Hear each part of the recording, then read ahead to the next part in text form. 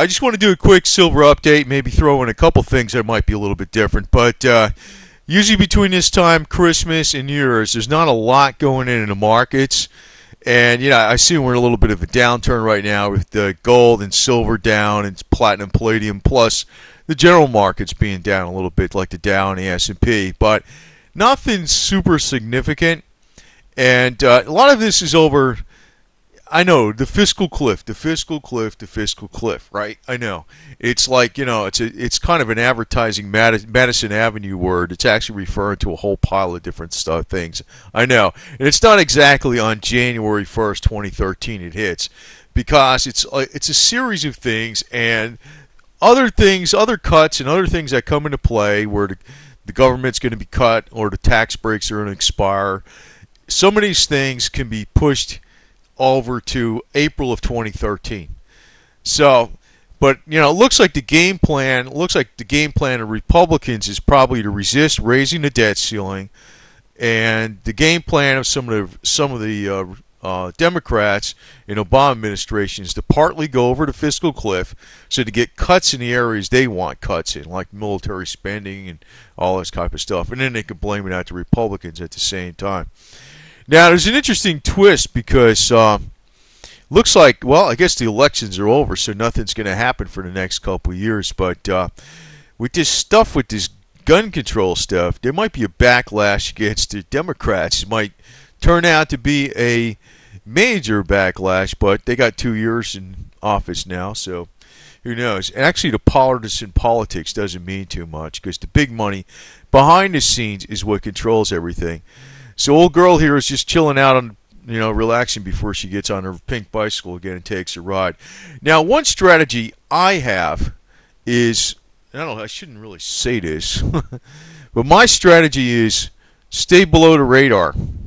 And there's other ways you can cut your expenses and make money. I can't put it on here, but the thing is, you don't want to feed the machine. The machine is basically like the force, the government, or whatever the hell you want to call it. All these bureaucrats that are a bunch of jerks that are screwing up everybody's lives in the United States, they get paid from taxpayers. Don't feed the machine. I can't put the best stuff out here on YouTube, but don't feed the machine. That's the whole thing. Basically, anything you can do that's not part of the system, do it. Do it. There's other ways to cut expenses, other ways to make money, and all that type of stuff. So I can't say what they are, but don't feed the machine. That's my words of wisdom, and maybe something, people like bitching about, oh, the sky's falling, oh, the government's doing this, oh, Ben Bernanke's doing this. They all get paid, right? How to get paid? Through taxes. Through taxes. Before I'd give anything, if somebody came by with me, like say they were going to take everything I'd have, I would play scorched earth. I destroy it. Destroy it completely and give them nothing and attack. That's the way I play it. If people got the balls to do that, you just broke them. Trouble is, people don't have the balls to do that. And that's really why you're buying physical silver, isn't it? People buy physical silver to be independent. It's not just about a game. And I'm going to tell you right now, this garbage that you get pushed out by the silver bloggers with you're going to hit some kind of nirvana and silver's going to go to the sky and the world's going to, and the evil banksters are going to just disappear by themselves. You're wrong. Silver and gun control are related. You know how they're related? Because the only thing that can keep you where you have your physical silver protected somehow, whether it's hidden or whatever, is through a gun. And you know what? Say everybody in the world had physical silver and they had no paper cash. Let's imagine this. You know what would happen if that was the case and nobody had guns except the elite and their people that control, that the people that the elite control? They would just go up to you and tell you, Give us all your silver. Why not? Why not? You think that hasn't happened before? It happened all the time. Look back in the ancient times before they even had silver. Give me 3 goats, 2 chickens, that's the tax man, right? We're coming by, we're collecting. Oh, by the way, we need some human bodies too, workers, freebies, because we got to build something. So we need some human bodies. And the only way they do that is through force. So silver and guns are related. Actually, right now, guns are your better investment. You're not going to hear this. I don't want to be too critical of this guy because I don't think he's a bad person, but he's way off on from my thinking, and that would be Brother John F. Actually, I think he's okay, but he sure thinks a hell of a lot different from me because I'm not exactly, well, I am a pacifist, true way, but I realize that ain't the way it's going to work out because when you got somebody who wants to kill you and destroy you, you better do it to them first. That's the way I look at it. You don't just sit back there and pray. So I'm not a pacifist like that. That's not smart. But I'm going to tell you right now, guns and silver, physical guns and physical silver are related. And the only way you can have financial independence is through physical silver, and the only way you can keep your physical silver is with physical guns. And actually, it turns out if it was a monetary investment, physical guns and bullets are probably going to go up more than silver. And that's what I'm thinking because they're more.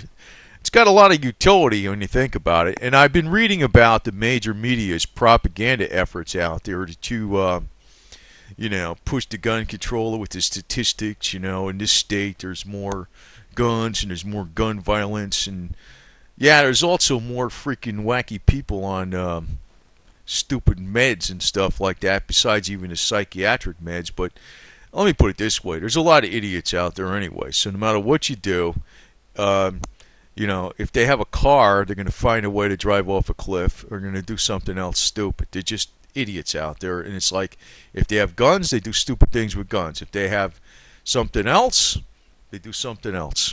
That's just the way it goes. Some places, I know what states they're talking about too. But, in the meantime, it looks like our Congress is sitting on its ass and, they're playing partisan politics back and forth about the fiscal cliff. So it looks like we're going to go over it somewhat and last-minute deals. But you know what? I see a very close analogy between what's coming up soon and what happened in, say, August of 2011. That cost him all kinds of money, bickering back and forth about the budgets and what's going to be done. And since they waited right to the last minute and they're going to hit the debt ceiling was so close and they're stalling and they couldn't figure out what they wanted to do, the U.S. debt got downgraded. So I'm going to say that's going to happen. But right now it looks like, all the metals are down a little bit today. I mean, it's not very, of course, palladium's down because it had some stellar gains when everything else was going down recently, so maybe there's a little bit of a retracement. Oil's still up above 90. Now, when I see oil up above 90, that's telling me that's a good sign for gold because they are related. Oil's up because the dollar is actually getting weaker. You're looking at the index is close to 80, but all the currencies are getting weaker, and you got to remember that the dollar index is in relation to the euro and all this type of stuff. So, but I expect the dollar to go below 70 this year in 2013. Now, I'm going to tell you this. I'm going to be flat out honest about Lindsey Williams. And I actually, I've said some more harsher things with him and stuff before, but then I back off because I realize my message is not going to reach people because if I be too harsh on him, some people would just turn off the message. So I back off from it. But you know what? I listen to him because I think there's some things that may be correct in what his message is. But I think the whole impetus behind Lindsey Williams is disinformation. It's lies and bullshit. He's not just selling DVDs. And I'm going to tell you this right now. I know this like the sky is blue and the grass is green. Nobody with major bucks is going to tell him all kinds of stuff that's going to hurt them.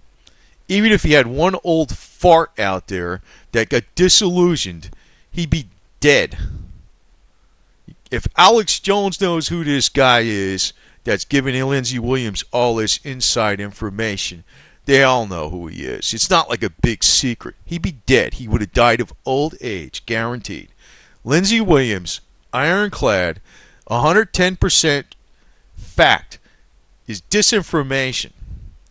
It might be smart to listen to some stuff he says, but keep that in mind. Maybe I shouldn't say that because it's too harsh, but no way in hell you'd have to be born yesterday not to figure that somebody's going to be allowed to go around telling all kinds of information that's going to hurt people with lots of money. That's bullshit. That's bullshit. And that's what this guy's been about since day one. Actually, Bill Cooper kind of alluded to some things I saw years ago. And actually, you know what?